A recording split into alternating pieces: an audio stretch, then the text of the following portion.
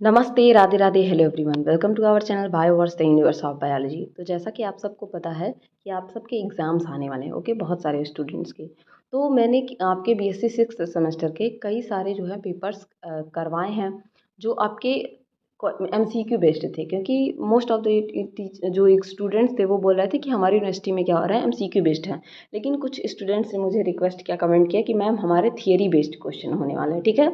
तो मैं आपके लिए थियरी बेस्ड क्वेश्चन लाई हूँ, टॉप 40 क्वेश्चन लाई हूँ जो आपके शॉर्ट आंसर टाइप, ठीक है। चाहे वो वेरी शॉर्ट पूछे या शॉर्ट पूछे, इवन कि आपके जो 500 वर्ड्स में आते हैं उसमें भी इस तरीके के क्वेश्चन पूछ सकते हैं। तो आपका ये 3 जगह से रिलेटेड है। तो चलिए इस वीडियो को स्टार्ट करते हैं। ये पेपर आपका जो है ये थियरी बेस्ड क्वेश्चन है, शॉर्ट टाइप का, जिसमें हम बॉटनी का पेपर सेकंड कवर कर रहे हैं, जो कि पेपर का नाम है आपके इकोलॉजी एंड इन्वायरमेंट, ठीक है। यूनिट इसमें पूरे 1 to 8 यूनिट, जो आपका टोटल 8 यूनिट्स हैं, उसमें से सारे यूनिट्स को मिलाकर मैंने ये क्वेश्चन जो है, जो इम्पॉर्टेंट क्वेश्चन है उनको अंडरलाइन किया है या आपके लिए क्वेश्चन पेपर तैयार किया है, ठीक है। अब इसमें जो क्वेश्चन है basically short answer type question मैंने लिखा है, लेकिन इससे रिलेटेड आपके 500 वर्ड्स में भी क्वेश्चन पूछ सकते हैं, इसी से क्वेश्चन 200 वर्ड्स में, इसी से क्वेश्चन 100 वर्ड में, और यहीं से 1000 में भी क्वेश्चन पूछ सकते हैं। मैं थोड़ा सा आपको बताऊंगी, मैं लॉन्ग आंसर टाइप क्वेश्चन भी आपको दूंगी, लेकिन यहाँ से आप इसका देख सकते हैं कुछ कुछ चीज़ों के फुल फॉर्म है, तो आप देखेंगे कि फुल फॉर्म भी यहाँ से पूछे जाते हैं। मैं बताती चलूँगी यूनिट भी कि यहाँ से मैंने ये क्वेश्चन देखे हैं। तो चलिए स्टार्ट करते हैं। जो आपका बॉटनी का पेपर फर्स्ट है उसका नाम है इकोलॉजी एंड इन्वायरमेंट, ठीक है। तो इसमें जो है मैंने पहला क्वेश्चन लिया है कि आपका जीआईएस क्या होता है, ठीक है। तो आपके जो सिलेबस दिया है उसमें जीआईएस बस ऐसे ही दे दिया है, तो जीआईएस का आप फुल फॉर्म भी जान लीजिए। इसे हम कहते हैं जियोग्राफिक इंफॉर्मेशन सिस्टम। जीआईएस एक काइंड ऑफ क्या है, आप कह सकते हैं ये सैटेलाइट टाइप की चीज़ है, जो हमारे जियोग्राफिकल एरियाज हैं उनके बारे में पूरा बताती है, ठीक है। और सेकंड क्वेश्चन मैंने लिया है ईआईए।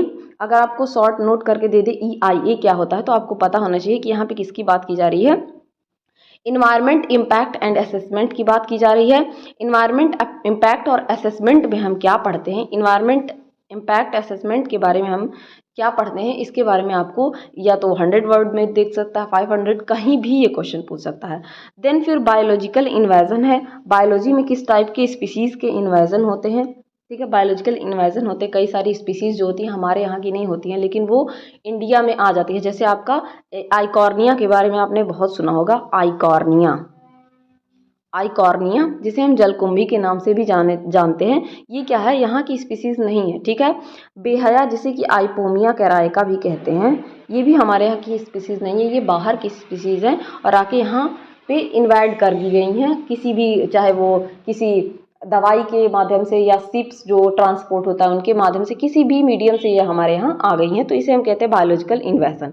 फिर नेक्स्ट क्वेश्चन है आपका रिन्यूएबल सोर्स ऑफ एनर्जी। आप सबको पता है कि एनर्जी के दो सोर्स हैं, एक होता है रिन्यूएबल, एक होता है non renewable source of energy. तो रिन्यूएबल सोर्स ऑफ एनर्जी क्या है, जिनको हम फिर से जनरेट कर सकते हैं, ठीक है। जैसे अब आपको सोलर एनर्जी की बात की जाए तो आप उसे रिन्यूएबल नहीं कर सकते हैं उसका, ठीक है। फिर एक आता है कन्वेंशन साइट्स, कई सारी हैं इंडिया में और ऑल ओवर वर्ल्ड में। रामसार साइट्स क्या होती हैं, इसके बारे में। देन आपको नेक्स्ट क्वेश्चन करना है positive ecological interaction. Positive ecological interaction क्या होते हैं, पॉजिटिव इकोलॉजिकल इंटरैक्शन की बात करूँ तो ये आपके इकोलॉजी से रिलेटेड है। ये आपका यूनिट सेकंड जो है इकोलॉजी जो पढ़ना है बॉटनी में, उससे रिलेटेड है। तो पॉजिटिव इंटरैक्शन में आपकी क्या चीज़ें आती हैं, मैंने कई सारे टर्म ये पढ़ाया नहीं है मैंने, लेकिन इससे रिलेटेड क्वेश्चन मैंने एमसीक्यू से भी कराया है।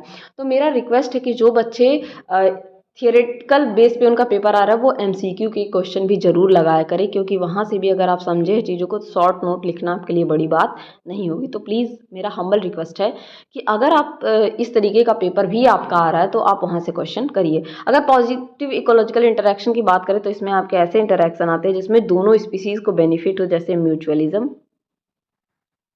कॉमनसेलिज्म, कॉरपोरेशन,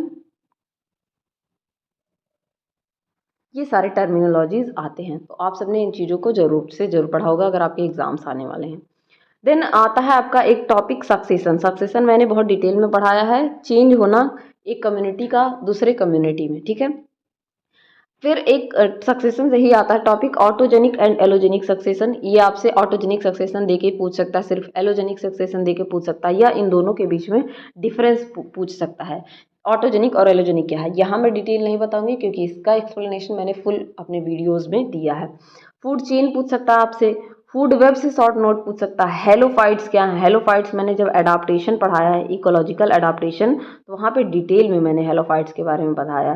सेम क्वेश्चन आपका इपीफाइट का भी किससे रिलेटेड है, इकोलॉजिकल अडाप्टेशन से। देन आपका नेक्स्ट यूनिट है, थर्ड यूनिट, सॉइल प्रोफाइल पूछ सकता है। सॉइल प्रोफाइल क्या क्या, कौन से हॉरिजन सॉइल कौन कौन सी चीज़ें पाई जाती है, सॉइल इरोजन कैसे है, डिफॉरेस्टेशन हम कर रहे हैं उसकी वजह से, ठीक है, लैंडस्लाइड्स होती हैं उनकी वजह से, तो ये सारी चीज़ें आपसे पूछ सकती है। डैम कंस्ट्रक्शन क्या है, आपके यहाँ टिहरी डैम, कई सारे डैम हैं, ठीक है, तो डैम का कंस्ट्रक्शन क्या होता है। देन बायोडाइवर्सिटी क्या होती है, अब यहाँ बायोडाइवर्सिटी से और क्वेश्चन पूछ सकते हैं, ठीक है, शॉर्ट शॉर्ट टाइप के, जैसे कि alpha diversity, beta diversity, gamma diversity, ठीक है, इन सब पे क्या पूछ सकता है, alpha, beta and gamma diversity, क्या इनके टाइप के बारे में पूछ सकता है, ठीक है। देन एंडेमिक स्पीसीज क्या होती हैं, एंडेमिक स्पीसीज क्या होती हैं, ठीक है। उसके बाद से पूछ सकता है आपसे हॉट स्पॉट्स, हॉट स्पॉट्स के नाम पूछ सकता है, ठीक है, कई सारे हॉट स्पॉट्स देके जो आपके ऑप्शनल वाले क्वेश्चन है वहाँ पे हॉट स्पॉट के नाम पूछ सकता है। निश क्या होता है, इससे पूछ सकता है। हैबिटेट डिफरेंस पूछ सकता है, हैबिटेट एंड निश में, ठीक है, हैबिटेट एंड निश में डिफरेंस पूछ सकता है। जितने पॉसिबल क्वेश्चन है मैं आपको बताते चलती हूँ। फिर आपका पूछ सकता है कि एक्स-सी2 कंजर्वेशन क्या है, यहाँ पे एक्स-सी2 की जगह इन-सी2 कंजर्वेशन भी दे सकता है, ठीक है। आपका क्वेश्चन यहीं से आने वाला है, इससे बाहर क्वेश्चन बिल्कुल भी नहीं आने वाला, ठीक है।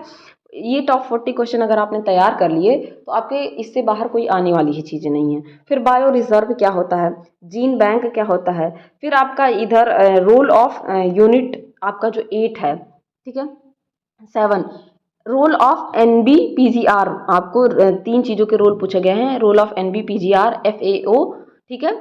तो एनबीपीजीआर क्या होता है, national bureau of plant genetic resource, ठीक है, इसमें प्लांट से रिलेटेड जेनेटिक रिसोर्सेज क्या उनके बारे में। Food and Agriculture Organization of United Nation, ये तो मैंने फुल फॉर्म आपको दे दिया है, सीधे आप में एफएओ लिखा है, एफएओ पूछ सकता है। स्टैटिक प्लांट जियोग्राफी के बारे में पूछ सकता है कि क्या होता है। इंडियन बायो जियोग्राफिकल रीजन्स कौन कौन से हैं उनके बारे में।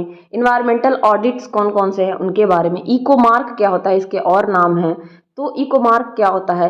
एएसपी से पूछ सकता है क्वेश्चन की एक्टिवेटेड स्लज प्रोसेस क्या है, बायोगैस प्रोडक्शन कैसे होता है क्या है, ग्लोबल वार्मिंग क्या है, मोस्ट हॉट टॉपिक है प्रेजेंट टाइम का।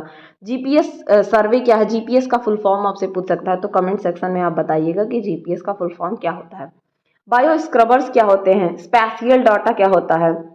Then Ganga action plan present time में बहुत ज़्यादा चल रहा है, तो यहाँ से क्वेश्चन के चांसेस हैं। गंगा एक्शन प्लान या Yamuna action plan, 2 action plans आपको पढ़ने हैं। ये क्या है, काइंड ऑफ केस स्टडी है जो हमारे यहाँ किया गया है। तो ये जो केस स्टडी है ये 2 रिवर्स पे किया गया, गंगा और यमुना पे, तो इनके प्लान्स क्या हैं। साइकिलिंग ऑफ हैजार्डस वेस्टेज, या यहाँ पे नॉन हैजार्ड्स दे सकता है।